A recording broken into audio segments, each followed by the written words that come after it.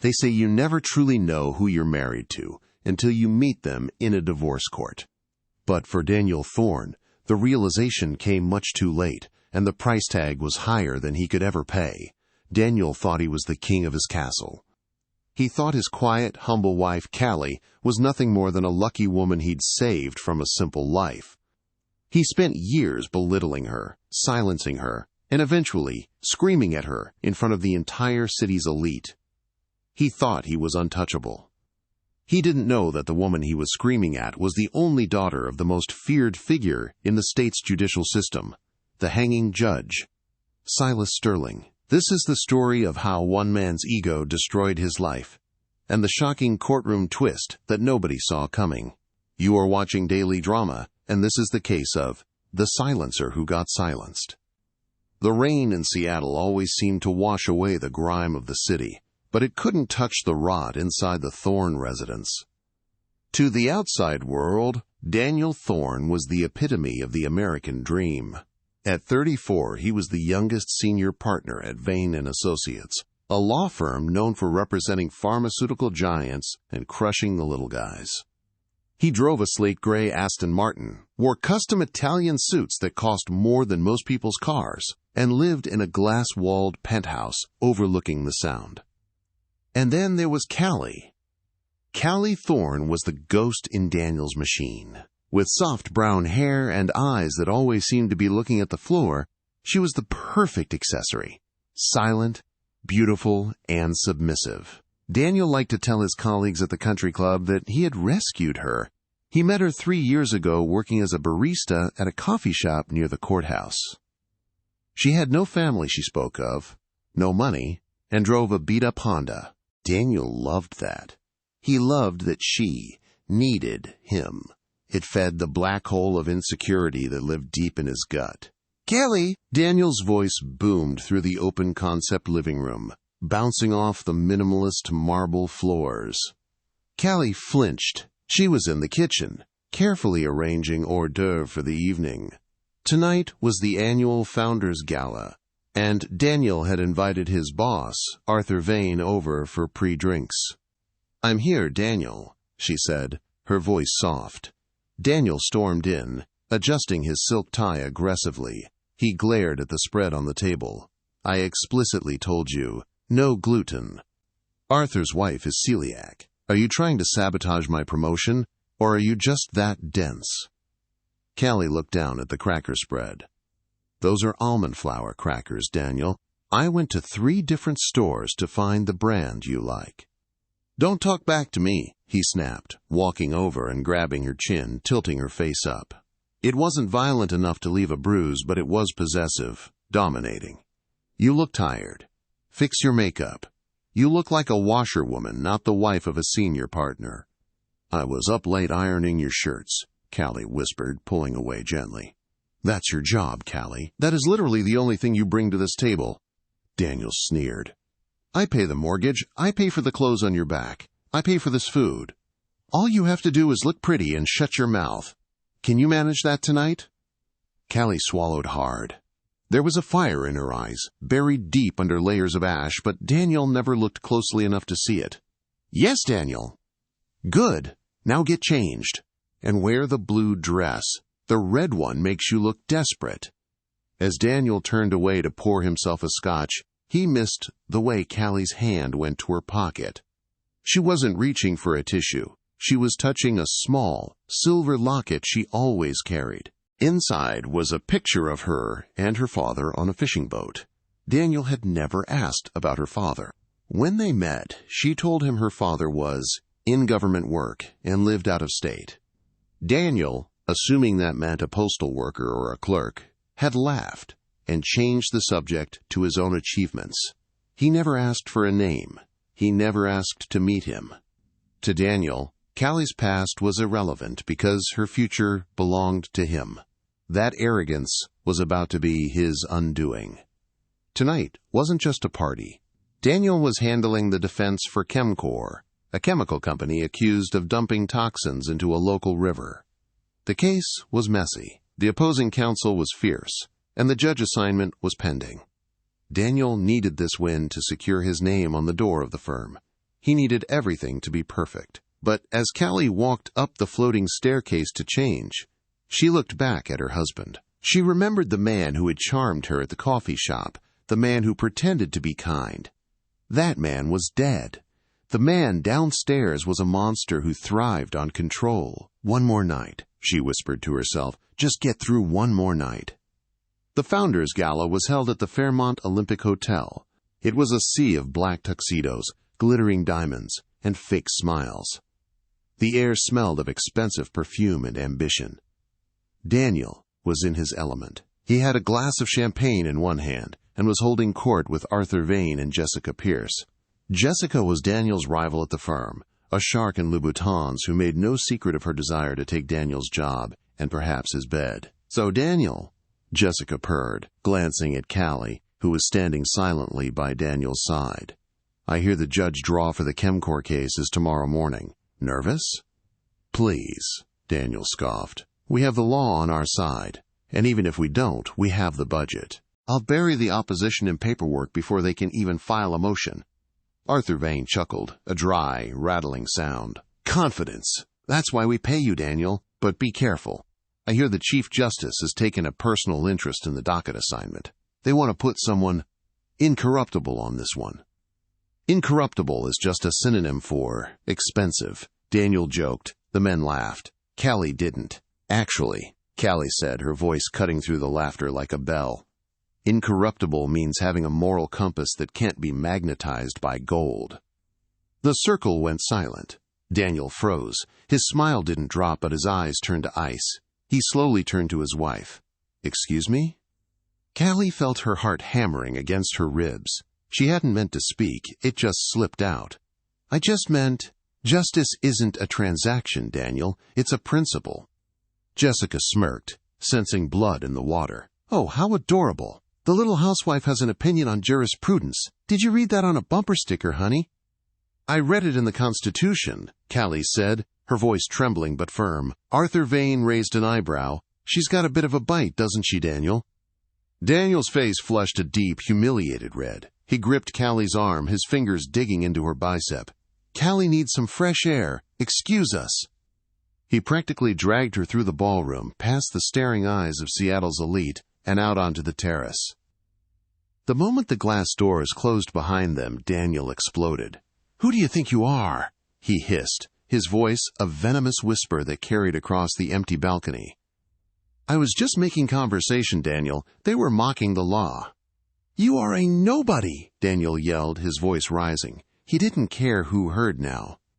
The alcohol and the rage were taking the wheel. "You are a waitress I pulled out of the gutter. How dare you speak to Arthur Vane like that? How dare you embarrass me?" "I didn't embarrass you. You're embarrassing yourself," Kallie shot back, pulling her arm away. "You ungrateful little leech," Daniel screamed. He pointed a finger in her face. "You think you're smart? You think you're special? You are nothing without me. If I divorce you, you'll be back pouring lattes in a week. You are worthless, Kallie. Do you hear me? Worthless." The terrace wasn't entirely empty. In the shadows of a large potted fern, sitting on a bench with a cigar, was an older man. He had silver hair, a stern, lined face, and eyes that looked like flint. He wore a tuxedo that looked older than Daniel, but he wore it with the ease of a man who didn't need to impress anyone. The older man stood up slowly. Daniel was too busy screaming to notice. "Get out of my sight! Go get the car! I can't even look at you right now!" Kallie wiped a tear from her cheek. She looked at Daniel, and for the first time the fear was gone. It was replaced by a cold, hard resolve. "You're right, Daniel. I am nothing to you." She turned and ran down the steps toward the valet. Daniel straightened his jacket, taking a deep breath to compose himself before going back inside. He turned and finally saw the older man standing in the shadows. "Show's over, old man," Daniel snapped, brushing past him. "Mind your own business." The older man took a drag of his cigar, the cherry glowing bright red in the darkness. He didn't say a word. He just watched Daniel walk away. But as Daniel reached for the door handle, the older man spoke. His voice was gravel and thunder. "You dropped this." Daniel turned. The man was holding up the silver locket Kallie had been clutching earlier. It must have fallen during the scuffle. "Keep it," Daniel sneered. "It's cheap junk, just like her."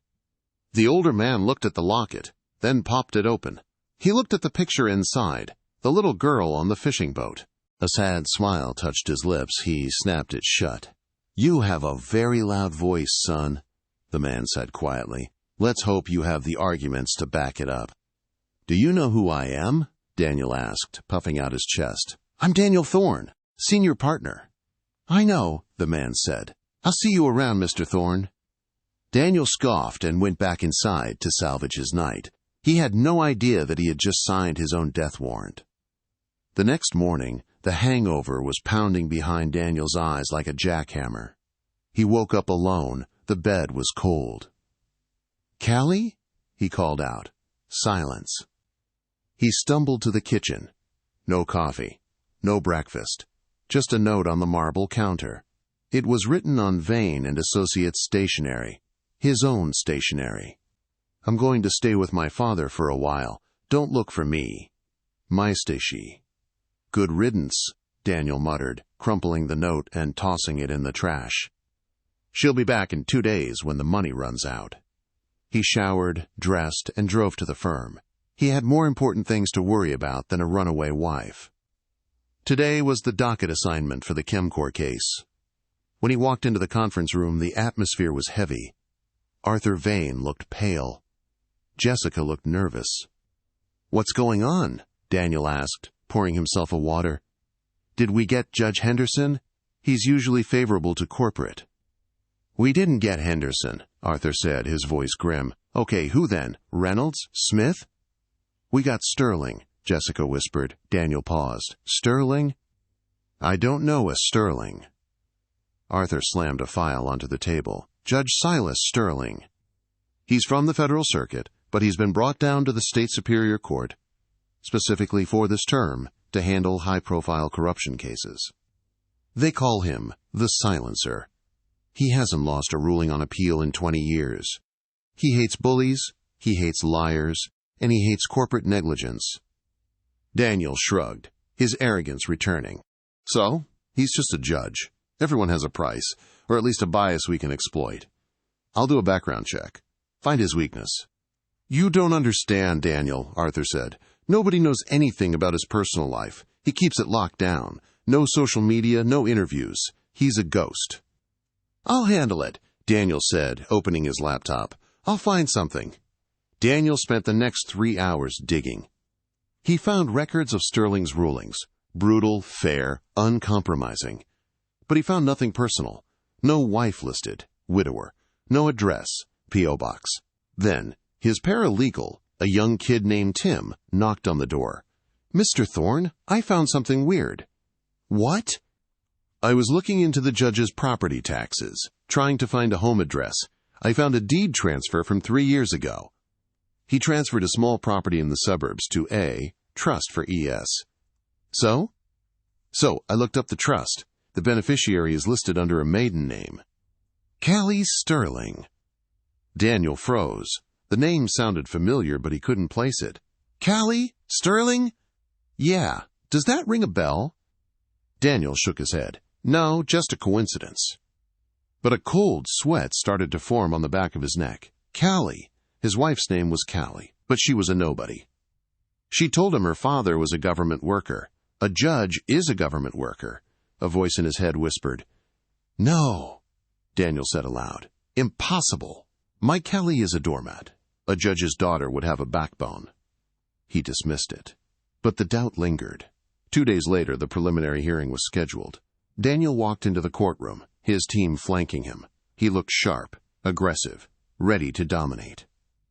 "All rise," the bailiff boomed. The Honorable Judge Silas Sterling presiding. The door behind the bench opened. Daniel looked up, ready to size up his opponent. Out walked the older man from the balcony, the man with the cigar. The man who had watched Daniel scream at his wife. Daniel's knees buckled. He grabbed the table for support. Judge Sterling sat down, adjusting his black robes. He looked out over the courtroom, his eyes scanning the faces. His gaze landed on Daniel Thorne. The judge didn't smile. He didn't frown. He just stared, his eyes boring into Daniel's soul. Case number 49,221, State versus Chemcor, the judge said. His voice was the same gravel and thunder from the balcony. Counsel for the defense, are you ready? Daniel opened his mouth, but nothing came out. His throat was dry as sand. Mr. Thorne, the judge raised an eyebrow. I hope you haven't lost your voice. You seemed to have plenty of volume the other night. The court reporter paused. The opposing counsel looked confused. Yes, Your Honor, Daniel squeaked. Good, Judge Sterling said, opening the file in front of him, because in my courtroom we value respect and truth. And I have a feeling we're going to learn a lot about both in this trial. Then, the door to the back of the courtroom opened. Daniel turned around. Kallie walked in. But this wasn't the Kallie in the stained apron. She was wearing a tailored navy suit that screamed power. Her hair was pulled back. She walked with her head high. She walked right past the public seating area and walked through the gate toward the plaintiff's table. She didn't sit with the audience. She sat next to the district attorney. Daniel leaned over to his paralegal. What is she doing? Why is she sitting there? The district attorney stood up. Your Honor, I would like to introduce our new co-counsel for the prosecution. She has been on sabbatical, but she has returned specifically for this case, Miss Silas Sterling. The courtroom spun. Daniel looked at the judge. He looked at Kallie. Kallie turned her chair slowly to face Daniel. She looked him dead in the eye.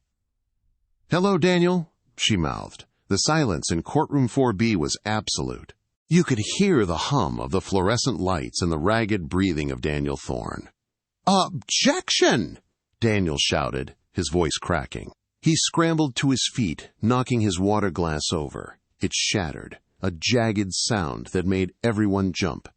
Your Honor, this is a clear conflict of interest. The prosecutor she is your... He couldn't even finish the sentence. He couldn't admit to the court, on the record, that he was married to her. Because if he admitted he was married to her, he would have to explain why he didn't know she was a lawyer. He would have to explain the sham of his marriage. Judge Sterling leaned forward, clasping his hands. She is my what, Mr. Thorne? Daniel looked at Arthur Vane. Arthur's face was a mask of fury. He scribbled a note on a yellow pad and shoved it under Daniel's nose. Do not recuse him. We need grounds for appeal. Daniel swallowed hard. If he forced the judge to step down now, a new judge would come in, likely one who didn't hate him personally, but also one they couldn't accuse of bias later if they lost. Arthur wanted to play the long game. Arthur wanted to let the trial proceed so they could cry nepotism to the Supreme Court later. Daniel was trapped. He had to try the case in front of the man he insulted against the wife he abused. She is related to the bench. Daniel finished lamely. Miss Sterling is a qualified prosecutor for the state, the judge said calmly.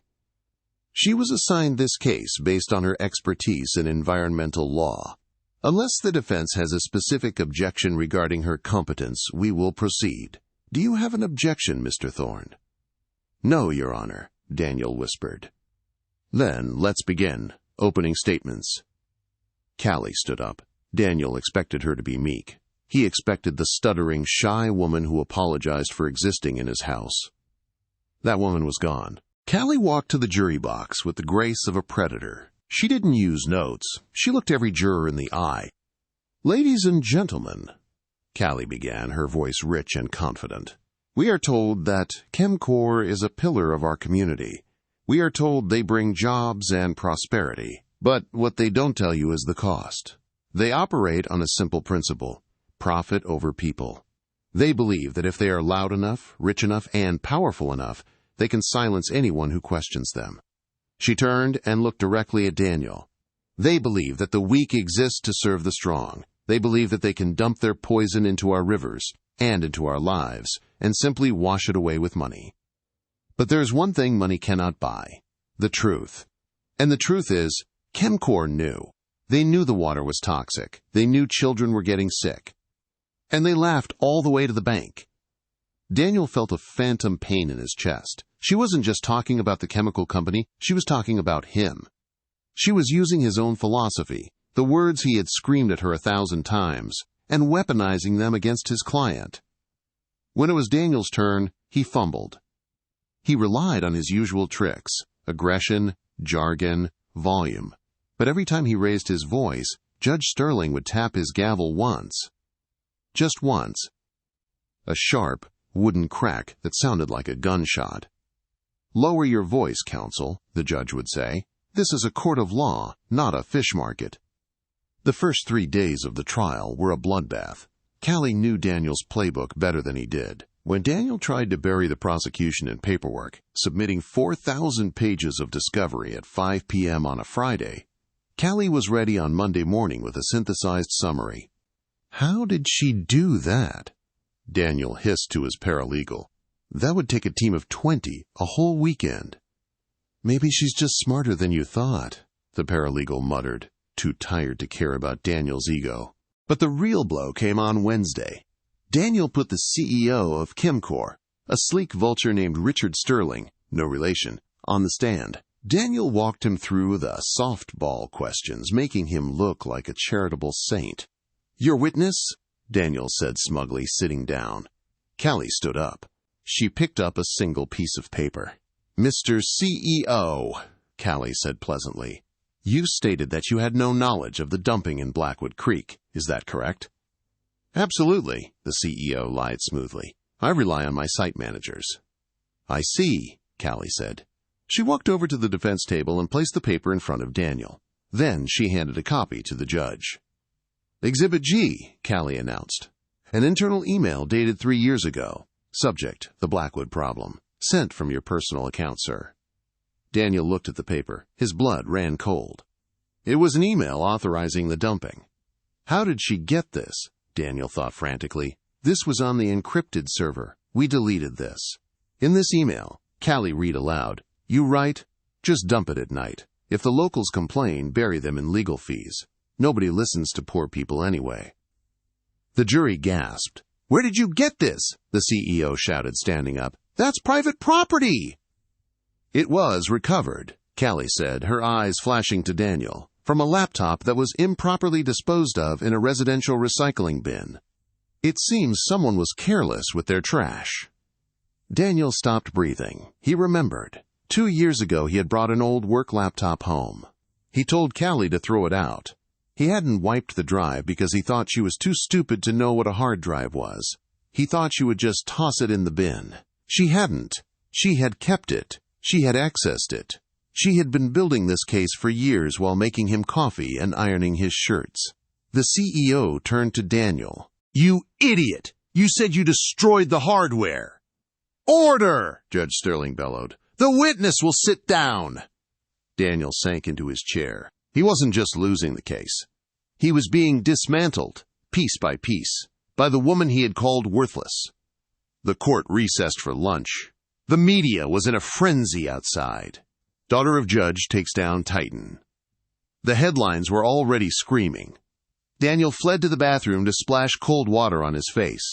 He looked in the mirror. He looked old, gray. He exited the bathroom and ran right into Kallie in the deserted back hallway near the judge's chambers. She was alone, reviewing a file. She looked up. Her expression was unreadable. "You," Daniel breathed. "You planned this. The whole marriage. Was it a setup? Did you marry me just to get to Chemcor?" Kallie laughed. It wasn't a cruel laugh, but it was sad. "Don't flatter yourself, Daniel. I married you because I loved you. I met a charming man in a coffee shop who made me laugh.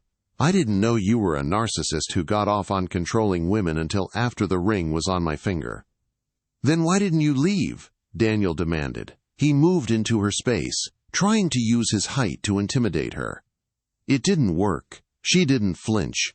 Because I kept hoping the man I met was still in there somewhere," she said quietly. "And then I found the laptop. I saw what you and your firm were doing. Poisoning kids, ruining families, and I realized you weren't just a bad husband, you were a bad human being." "I can fix this," Daniel said, his voice shifting into desperate negotiation mode. Kallie, look, we can cut a deal. You drop the email evidence, claim chain of custody issues. I'll get you a payout, $1 million, $2 million. We can start over. Kallie looked at him with pure pity.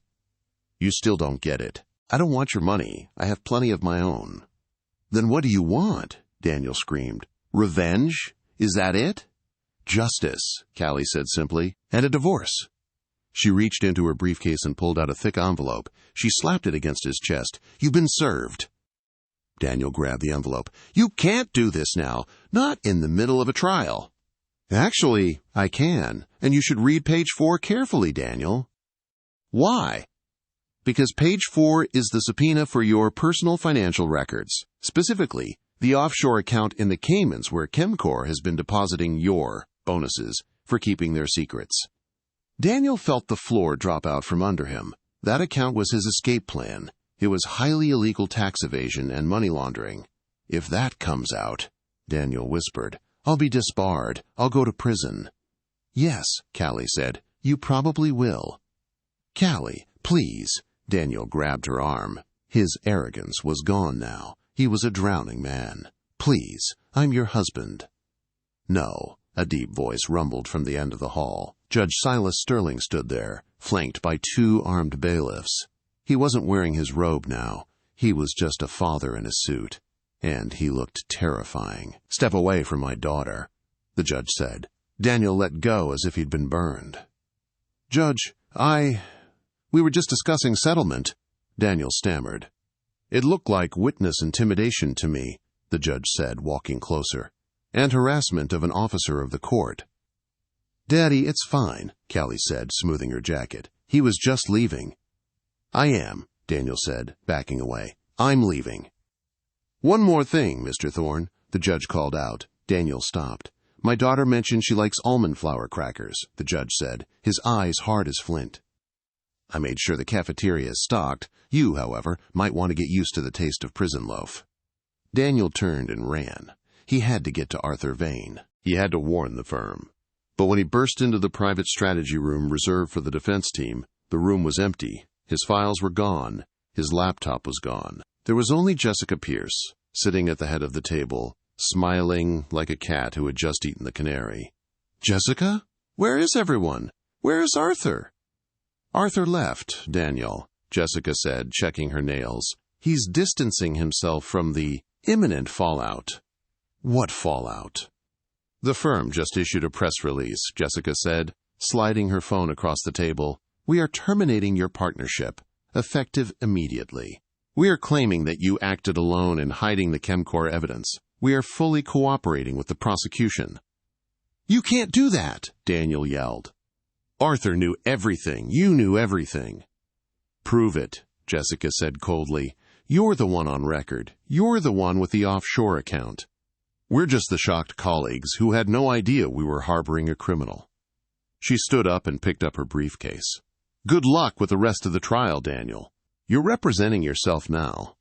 Daniel stood alone in the empty conference room. The walls were closing in. He had lost his wife. He had lost his job. He was about to lose his freedom. But Daniel Thorne was a cockroach. He survived. And as he stood there, hyperventilating, a dark thought formed in his mind. He knew something about the judge, something he had seen in the background check but ignored because he thought it was irrelevant. A gap in the judge's history, a year where Silas Sterling had stepped down from the bench 20 years ago. If he was going down, he was going to take the whole Sterling family with him. He wiped the sweat from his forehead and pulled out his phone. He dialed a number for a fixer he used for the dirtiest jobs. I need you to dig into Silas Sterling's past, Daniel whispered into the phone. Specifically the year 2005.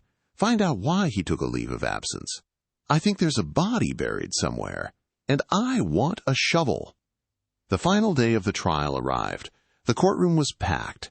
Every news station from Seattle to Portland was there. The fall of Daniel Thorne had become a national spectator sport. Daniel sat alone at the defense table. He looked manic. His tie was crooked, his eyes bloodshot. He hadn't slept in 48 hours. But he was smiling. The fixer had come through. Late last night, Daniel had received a dossier on the missing year of 2005. It contained a sealed court order from a juvenile dependency hearing. It was the weapon he needed to destroy Silas Sterling's reputation and force a mistrial. "Mr. Thorne," Judge Sterling said, his voice calm and authoritative, "do you have any final witnesses before closing arguments?" "I do, Your Honor," Daniel said, standing up. He held the dossier like a holy relic. "I call Judge Silas Sterling to the stand." A murmur rippled through the courtroom. "You cannot call the presiding judge as a witness," the judge said, unimpressed. "I can if the testimony relates to judicial misconduct and a hidden conflict of interest that predates this trial," Daniel shouted. "I have evidence that you and the prosecutor share a bond that is not just familial but criminal." Kallie stiffened at the prosecution table. She looked at her father. Judge Sterling stared at Daniel for a long moment. Then he slowly nodded. "Very well. If you wish to turn this court into a circus, I will allow it. But be warned, Mr. Thorne. Do not ask a question you do not want the answer to." The judge stepped down from the bench. A visiting magistrate was called in from chambers to preside over the testimony. Daniel paced in front of the witness box. He felt like a gladiator. "Judge Sterling," Daniel began, waving the file. "In 2005, you took a sudden leave of absence. During that time, a custody hearing took place regarding a 10-year-old girl named Kallie. Is that correct?" "It is," Silas said calmly. "And is it true that this girl's biological father was a man named Frank Miller, a man you had sentenced to life in prison just 2 weeks prior?" The courtroom gasped. Kallie's face went pale, but she didn't look down. "That is correct," Silas said. Daniel spun toward the jury. "You see, the judge sent a man to prison, and then he swooped in and stole the man's daughter. He took advantage of his position to procure a child. And now, that same daughter is prosecuting the case in his courtroom. It's a conspiracy. It's a sick game of house played by a tyrant." Daniel turned back to Silas, sneering. "Tell the court, Judge. Did you manipulate the system to get her? Did you bribe the social workers? How much did you pay to buy your daughter?" Silas Sterling looked at Daniel. There was no anger in his eyes anymore, only a deep, profound sadness. "I didn't buy her, Mr. Thorne," Silas said quietly. "I saved her." "Objection! Hearsay!" Daniel yelled, though he was the one asking the questions. "Overruled," the visiting magistrate said. "Answer the question, Judge." Silas leaned into the microphone.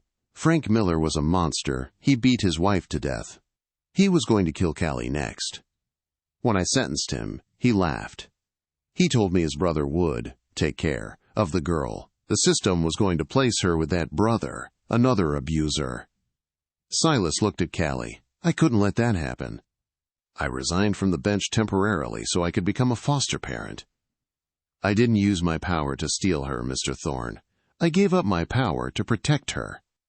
I spent every penny of my savings fighting for her custody legally. I promised her mother, on her deathbed, that I would keep her safe." Silas turned his steel gaze back to Daniel. "I didn't force her to be my daughter. She asked me to be her father, and it has been the greatest honor of my life." Silence. Absolute, suffocating silence. Then, from the back of the courtroom, someone started clapping. Then another. Then the jury. Daniel looked around, wild-eyed. "No! No! Don't you see? He's manipulating you. He's a liar!" "I think we've heard enough," the magistrate said, banging the gavel. "Mr. Thorne, you have succeeded only in proving that Judge Sterling is a man of integrity, and you are something else entirely." Daniel slumped against the railing. He looked at Kallie. She stood up. She had tears in her eyes, but she was smiling at her father. Then she turned to Daniel.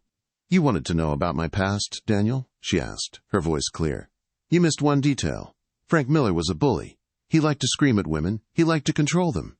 He thought he was untouchable." She took a step closer. "I survived him, and I will survive you." The hours while the jury deliberated were the longest of Daniel Thorne's life. Usually, in high-profile corporate cases, the deliberation could take days, sometimes weeks.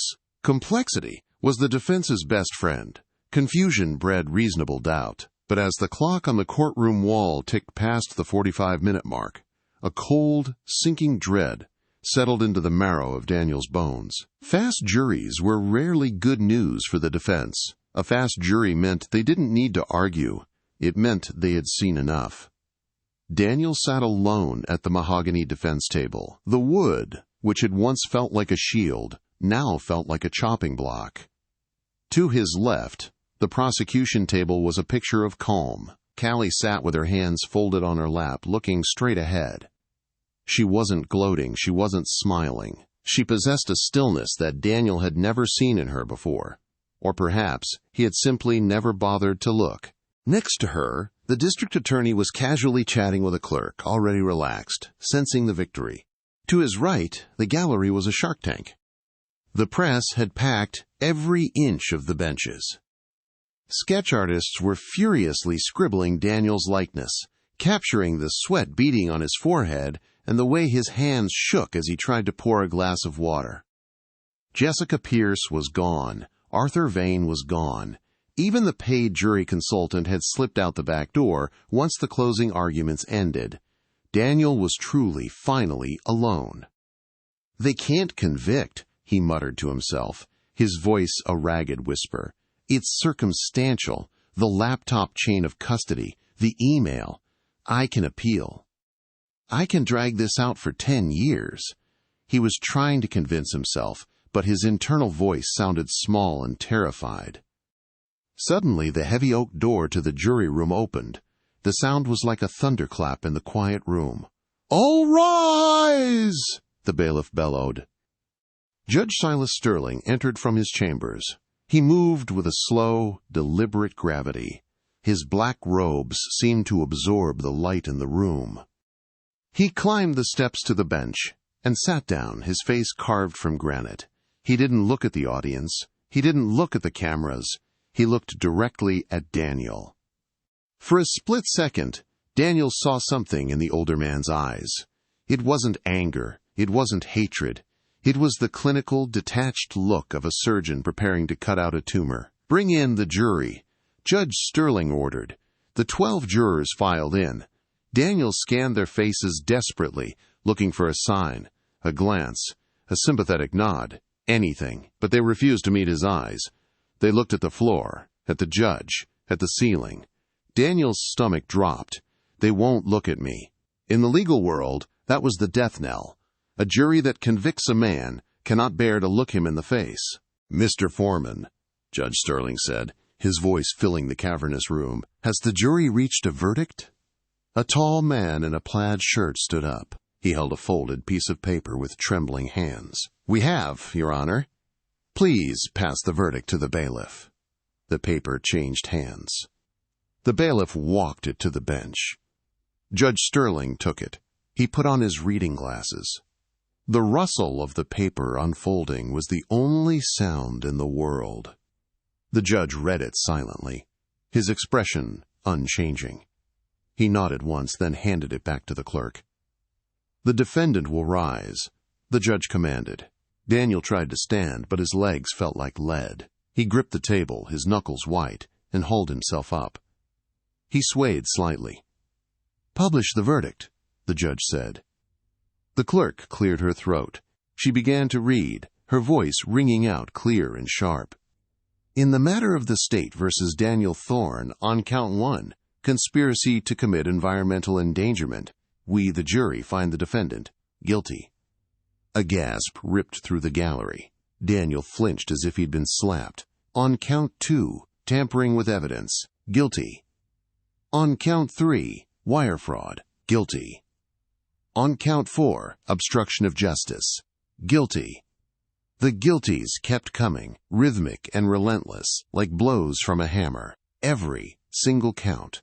The grand larceny regarding the offshore accounts. The tax evasion. The perjury. It was a clean sweep, a total demolition. Daniel felt the room spinning. The walls seemed to be closing in, suffocating him. He looked at Kallie. She hadn't moved. She was watching the clerk, absorbing every word, her face a mask of solemn justice. "Ladies and gentlemen of the jury," Judge Sterling said, "the court thanks you for your service. You are dismissed." As the jury filed out, the noise in the courtroom began to rise. A murmur of reporters calling in headlines, the shuffle of papers. Order! Judge Sterling slammed his gavel down. We are not finished.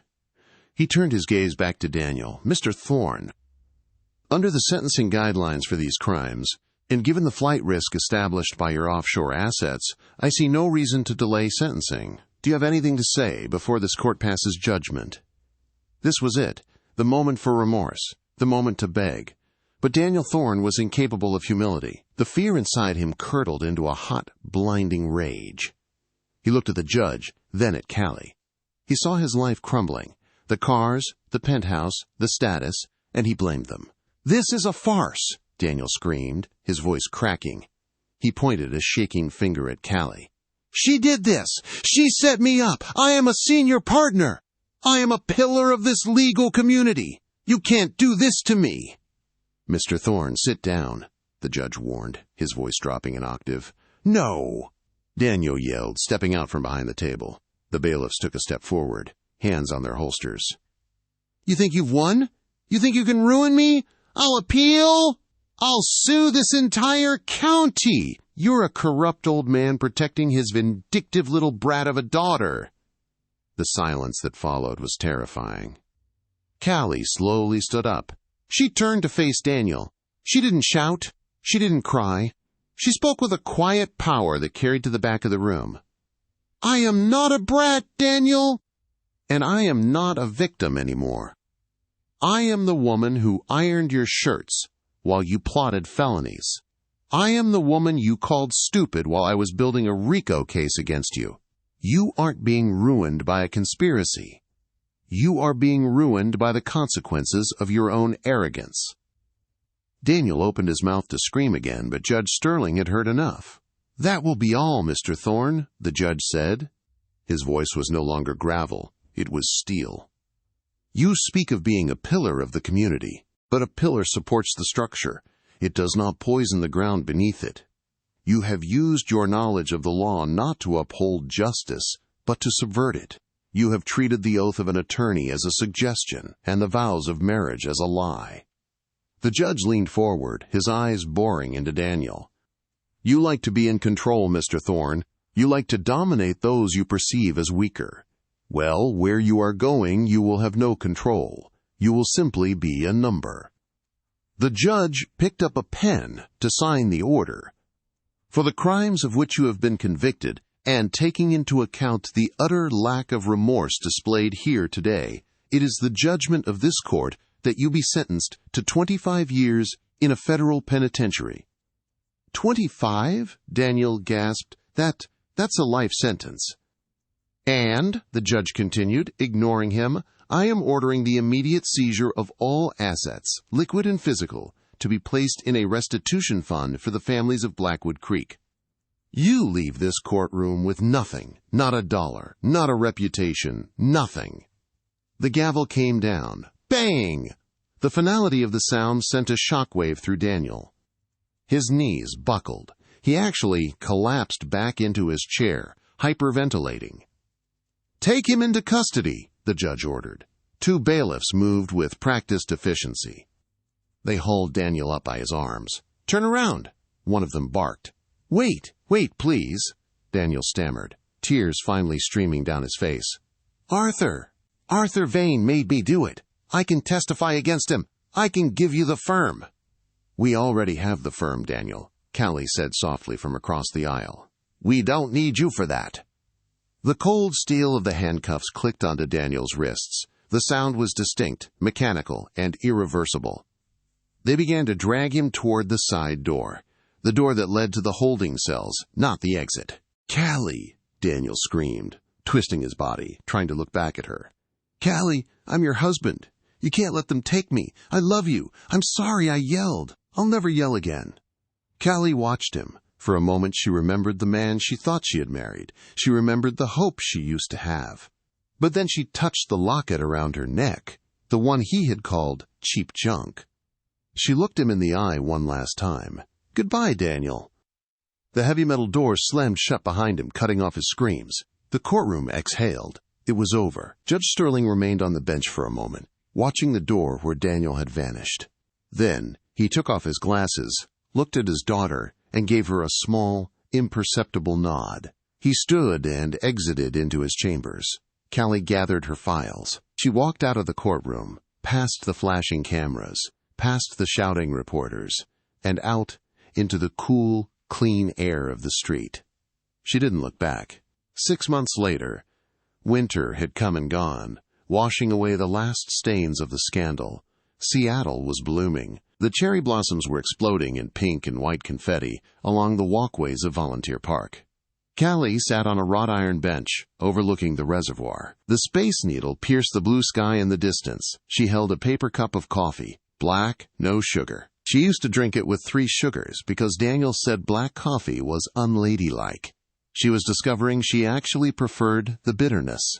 It felt real. She wasn't wearing the drab beige and gray wardrobe Daniel had curated for her.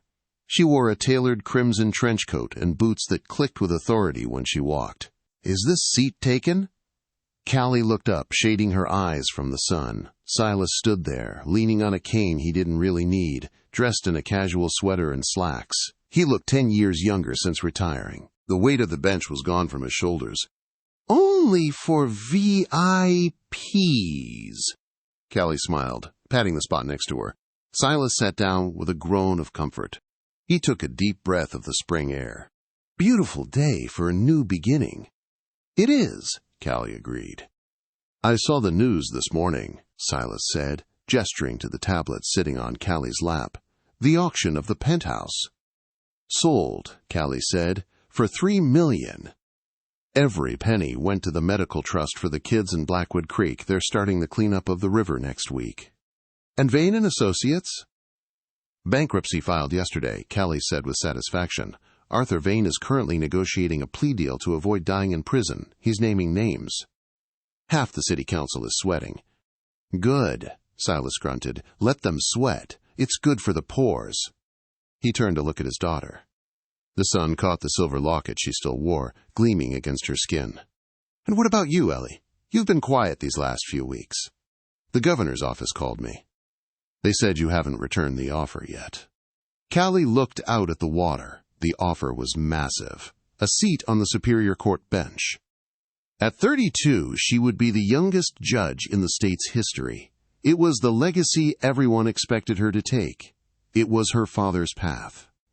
"I'm not going to take it, Dad," she said softly. Silas didn't blink. He didn't frown. He just waited. "Oh?" "I spent 3 years being silent," Kallie said. "I spent 3 years in a house where my voice didn't matter. The bench. It's important. It's noble. But it's quiet. You sit and you listen and you decide." She turned to him, her eyes burning with a fierce, new light. "I don't want to sit anymore. I want to fight. I want to be in the pit. I want to stand next to the people who are being yelled at and bullied and silenced, and I want to be their voice." She reached into her bag and pulled out a business card. It was fresh, the ink still smelling sharp.